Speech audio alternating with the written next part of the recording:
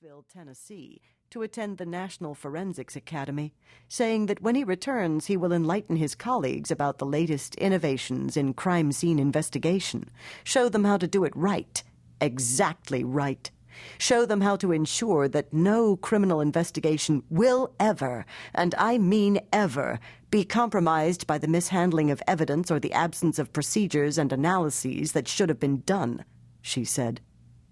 He doesn't understand it. The Massachusetts State Police has CSIs. Why not send one of them? She wouldn't listen. She wouldn't explain. Wynne looks down at the soggy shoes he bought for $22 at the vintage clothing shop called Hand Me Ups. He notices the beginning of dried water spots on the gray suit he got for $120 at the same shop, where he's gotten quite a lot of designer clothing dirt cheap, because everything is used, cast off by rich people who easily tire of things or are infirm or dead. He waits and worries, wondering what is so important that Lamont has summoned him all the way up here from Knoxville. Roy, her wimpish, supercilious press secretary, called him this morning, yanked him out of class, told him to be on the next flight to Boston. Right this minute? Why? Wynne protested. Because she said so, Roy replied.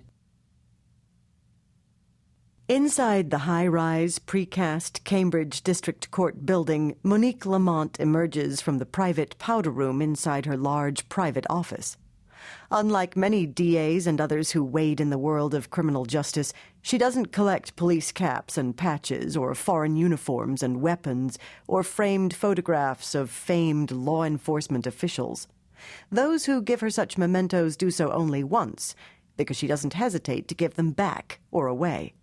She happens to like glass. Art glass, stained glass, Venetian glass, new glass, old glass. When sunlight fills her office, it turns into a prismatic fire, flashing, winking, glowing, sparkling in a spectrum of colors, distracting people, amazing them. She welcomes distracted, amazed people to her rainbow, then introduces them to the nasty storm that preceded it. Hell no, she picks up where she left off as she sits down at her expansive glass desk, a see-through desk that doesn't deter her in the least from wearing short skirts. Another damn educational video on drunk driving is not going to happen.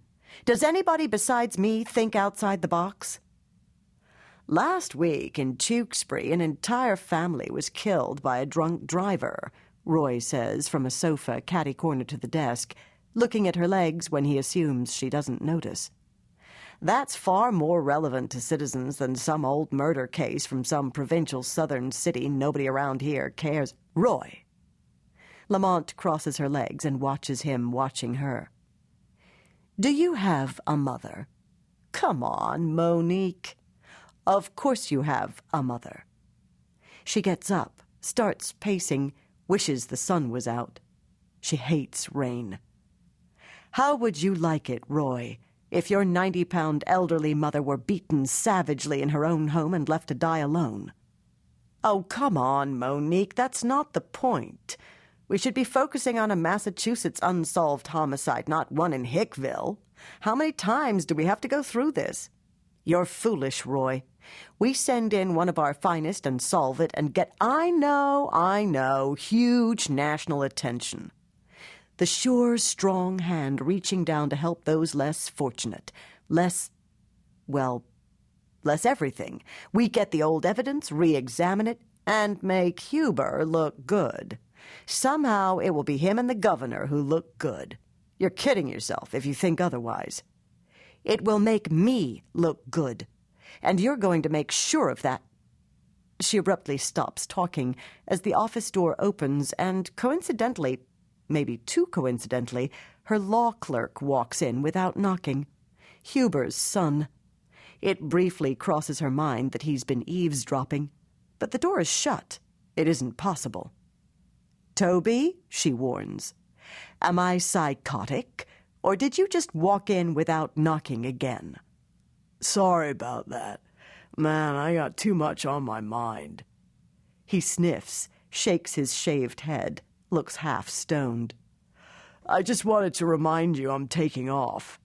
For good, she wishes. I'm completely aware, she says. Be back next Monday. Hanging out at the vineyard, chilling. My dad knows where to find me if you need me. You've taken care of all pending matters? He sniffs again. Lamont's pretty sure he's fond of cocaine. Like what? Like everything I've put on your desk, she says, tapping a gold pen on a legal pad. Oh, yeah, sure. And I was a good boy, cleaned up everything, straightened up so you won't have to pick up after me. He smirks, his resentful feelings toward her peeking through his fog, leaves, shuts the door.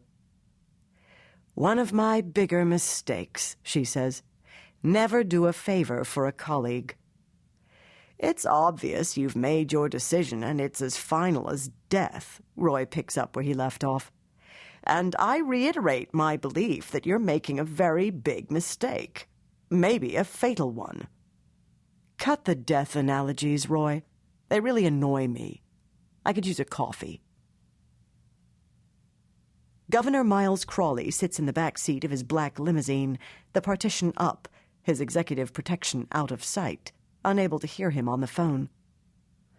Don't be so damn sure you get careless, he says, staring down at his long pinstripe-clad legs stretched out, staring blankly at his shiny black shoes.